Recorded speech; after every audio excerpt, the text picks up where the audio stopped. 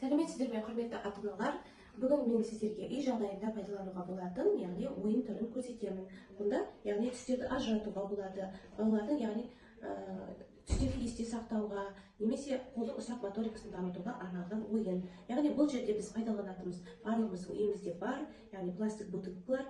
Пластик бутылкалардың, яғни қақпақтары әртүрлі түсін жинап аламыз, яғни мен 5 түрін жинап алдым бұл жерде.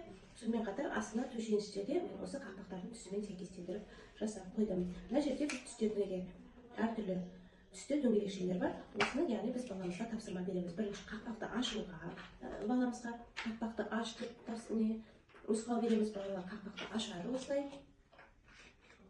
Одан кейін қолымызға мынандай қыстырғышты алып, баламызға айтамыз: балам, мына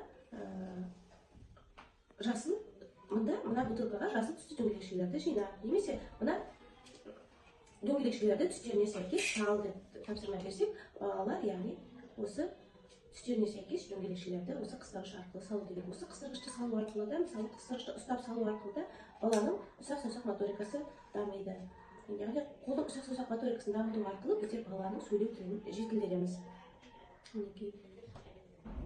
Көп түсті, қандай түсті жинап жатсың балам? Көк түсті, мынау жасыл түс деп, яғни балаларды түстерді ажыратуға үйретеміз.